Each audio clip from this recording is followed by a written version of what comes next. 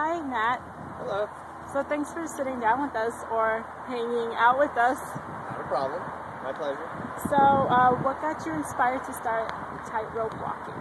I saw the documentary Man on Wire with Philippe Petit in 2009 when I was in London. A friend of mine had been telling me to watch it. I kept putting him off, and finally I watched it, and so I bought the book, the paperback book, right before I got on the plane to come back to the U.S., and I read the whole book, and I just decided I'm going to see if anyone's doing this, or I'm going to see if I can try to do it. The fact that he learned how to do it on his own made me think, well, I can probably do that. So right. that was the original inspiration. Then I started with tiny little rope, just a few inches off the ground, and I started building things to practice on. I call them little wire walker simulators. They're like pipes that are suspended that are the same diameter as the cable. But it's Philippe Petit. Philippe Petit inspired me, and I replicate a lot of his riggings. About a year after I started, I went to New York to study with him, and I walked on wires with him. He's only taught one class in his life. When I was in the class, it was a 2-day session, and there were 6 people in the class, and it was in Brooklyn, in New York. So how long does it take you to set up something like this? This setup right here that you're looking at, that I'm sitting on, is a 130-foot strand of 3/4 inch diameter wire rope or cable. It has a 30-foot additional link of cable that goes through a tiffer. The tiffer is like a little box that you crank. It has a hand crank on it that tightens the wire. So the distance between these two trees, I think, is about 152 feet. And it takes me about 4 hours to set up. I got here today at 9:20, and I was done at about 12:30. Wow. So it depends on how fast or if I've assembled some of the things. If you look at some of what I use to hoist up the wire, the wooden supports, sometimes I assemble those on site, meaning here, and sometimes I just assemble them on top of my car to save time. How long do you think it took you to actually get the hang of it? Get the hang of walking on a rope? Exactly. I took to it pretty easily at first, and at first my riggings were kind of sloppy. You know, they were pretty short and real wobbly. They'd wobble back and forth. And for a long time I could just walk forwards and backwards, but I thought, if I'm going to learn how to do it, I should learn how to do it both ways. And once I was on it for a while, I'd say probably, I mean, it's a good question, how long did it take me? I post everything on my website, and I post little updates. So I would do an update like once a week, once every other week, and post a video. So you can go back and actually see how the improvement went since probably September, October of 2009, all the way up until like today. I might do a little video and post it. Right. Do you ever get nervous up there? On this one? Yeah. No. I feel really confident about this. I think a strong component of wire walking, cable walking, is to baby step it.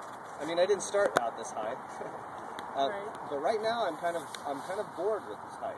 I would like to cross the wash. I want to do a building crossing.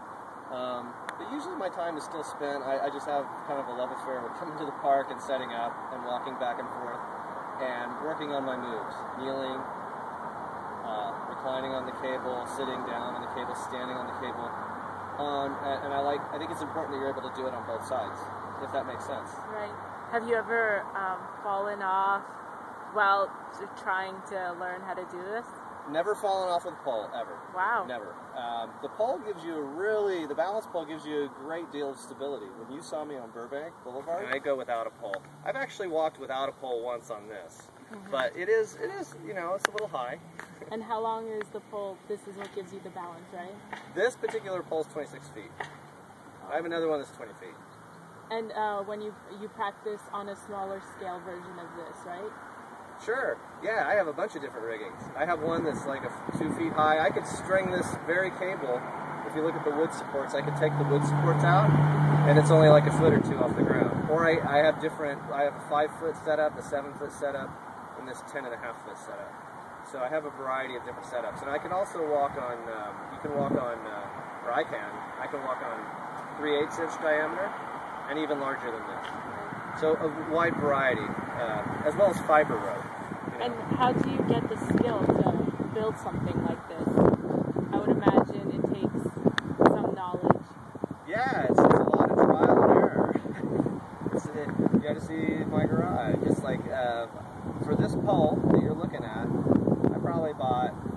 fragments of 15 to 20 different types of material poles, tried to sleeve them together, tried different things, but going to work with Philippe in New York was a great help, because I asked him, I said, how do you make your poles?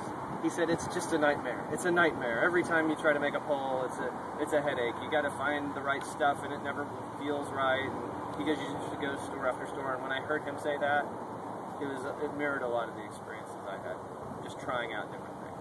So from what I can tell, this isn't something common that every person would want to do. No. So why do you think you want to do it? That's a good question. I've got a couple art degrees, and in my art degrees I would always study. Ever since I was a little kid, I'd make models of things I was interested in, try to do things in movies that I was interested in. So this is kind of yet another extension of me getting inspired by a movie and trying something out. I've made models of famous houses and tried to make them to scale. So this was figuring out how to wire walk. The difference with this was it's more performance-based. It's not building a piece of art. It's actually learning how to do an art, or learning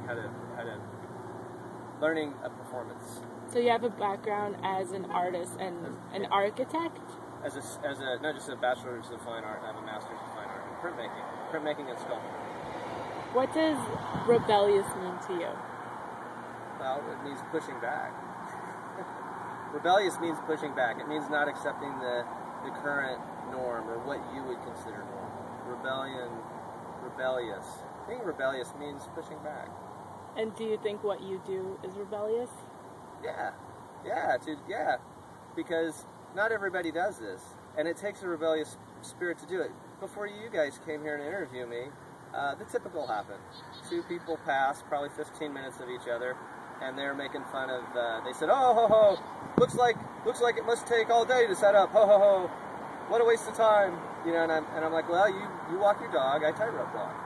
That's the normal thing. People think this is a laborious thing, they don't want to get involved with it, or they'll say, oh, you better not fall down, or aren't you scared of falling, and I think that's the normal attitude, or what I would consider normal, but I don't consider that normal. I think if you want to go after something, you set your sight on it, you study as hard as you can, and you try and try and try, and after a while you'll be able to do something that most people aren't doing. And do you think that look of amazement sometimes you get from certain people helps you keep going? The look of amazement, I did a performance once for a school where I performed in front of about 800 kids, and I still watch the video to this day because I look at all the expressions of the kids. Those amaze me. The people walking by making comments about my rigging, those just are annoying. After a while, those get really annoying, because I'm like, you should get out of the house and do something other than walk around the park. But that's me, I guess, being agitated instead of rebellious. But it must help you, right, to keep going? To keep doing this? In spite of those comments? Yeah, I think it's important to keep going. And you wanted to interview me, and I was happy to do it. And I thought, well, maybe you should just interview me where you saw me, because that's really the true area where you saw me. But then I thought, well, no, you could come out here, and it's really been 2 weeks, and I try to make sure that I'm at least this high, at least every 2 weeks, if not every weekend. Even if it takes me 5 hours to set up, and I'm up here for half an hour. Right. Then I'm up here, and I've relaxed, and been up here to my kind of spot where no one else goes. No one else is up here. For you, it's worth it. Yeah, and it's it takes a rebellious attitude to set up all this stuff in the back of the car. It takes about 4 hours to set up. I can takes imagine. 2 hours to take down. Takes another hour to unpack when you get home, and that doesn't include eating and going to the bathroom and all that stuff. So it's actually being a tightrope walker for me isn't just about the tightrope walking. It's about the rigging. Because for what you're seeing me do, and what you videoed me do walking on here, that was a minute of the day. My day started at 8 o'clock this morning to get ready for that minute. And I think it's important that for me, that I'm rigging.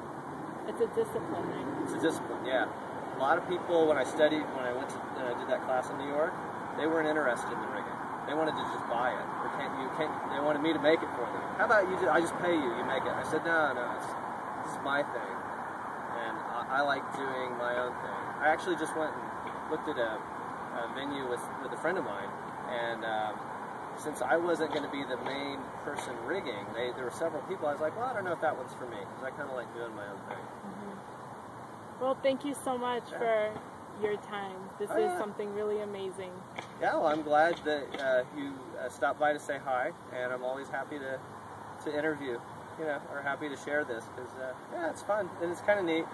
Kids with strollers, kids in the strollers and little kids, they love it.